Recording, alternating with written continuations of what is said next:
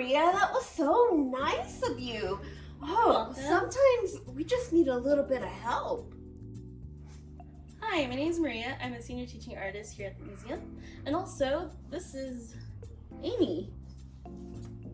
Hi, I'm Amy. I'm the education director. We're in the Wonder Sound. We're going to show a fun way to identify our strengths and other people's strengths. And together we'll practice using and receiving constructive feedback. We'll also work on self-improvement, or the things we need to work on, because strengths and self-improvement go hand in hand.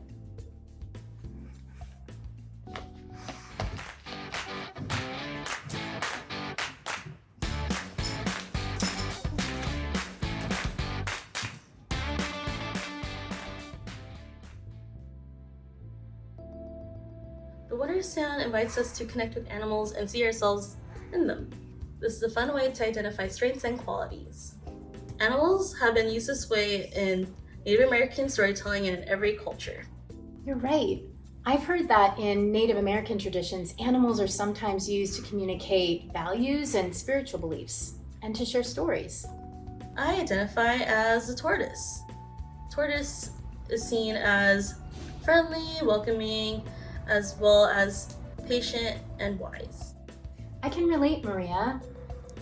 I identify with an elephant. They're known for their patience and wisdom. They're also known to be strong, steady, and considerate. Sometimes I imagine myself as a mother elephant. I see the similarities. Great. Yeah. What about you, Bee?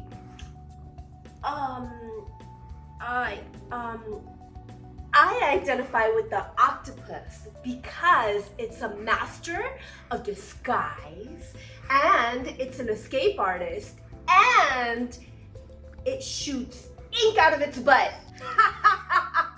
Well, I'm not sure how the octopus connects with the tortoise because it's not as hospitable. As a matter of fact, the octopi is kind of a loner. And it's not as cuddly as the elephant. In fact, sometimes it just bites. Yeah, I just can't find a strength that matches either of yours. That's okay, Bee. The tortoise doesn't have 8 legs, and it has a shell, but I think it might need the octopus to help protect it, just in case. I would just avoid the butt ink. Did you know, Bee, that the octopus has 3 hearts? Oh, I didn't know that, Amy. Which is pretty cool.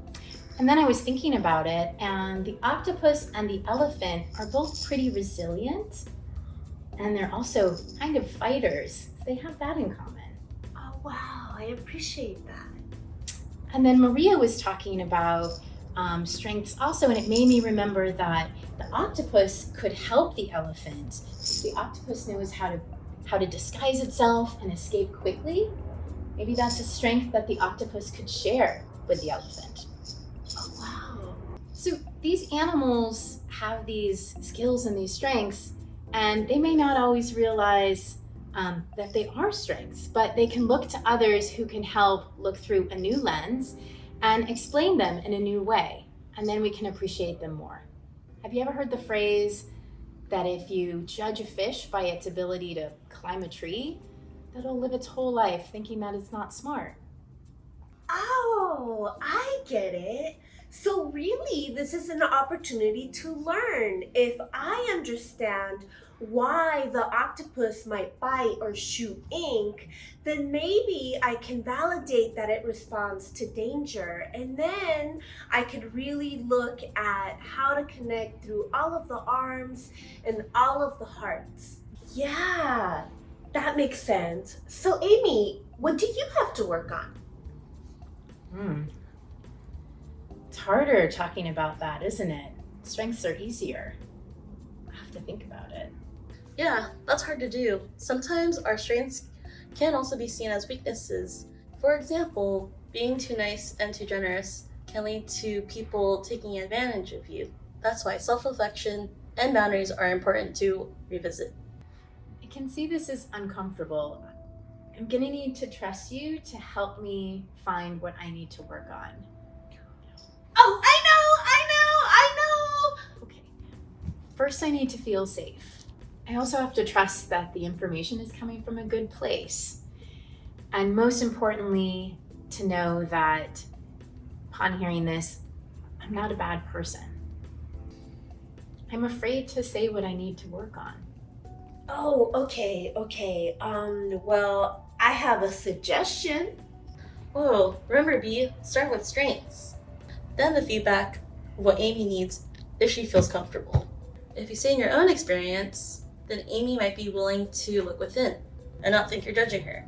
Oh, so what you're saying is if I stop myself from just blurting out what I originally wanted to say and sit back and maybe take a breath and kind of think about Amy's lens, then if I think about how that makes me feel or how I perceive things, then she might be able to listen to me better?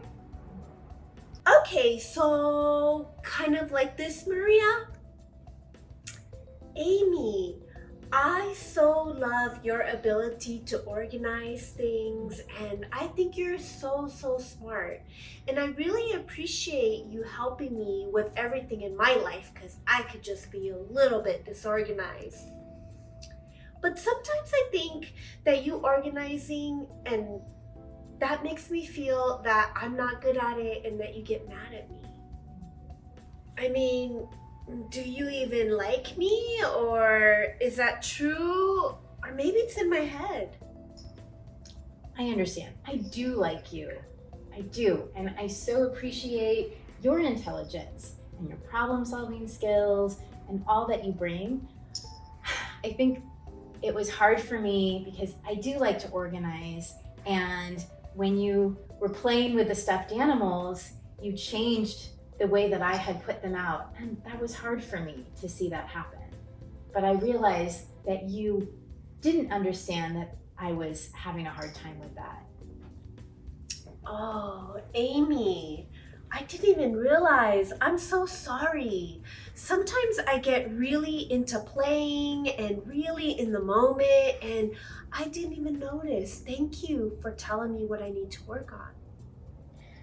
I really appreciate that. And maybe I need to work on communicating my feelings a little bit more.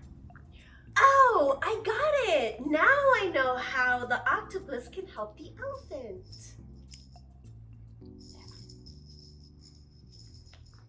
Good job, team. So, knowing our strengths and what to work on is really important. That's right. And it can help us to understand the role that we can play in our classroom community.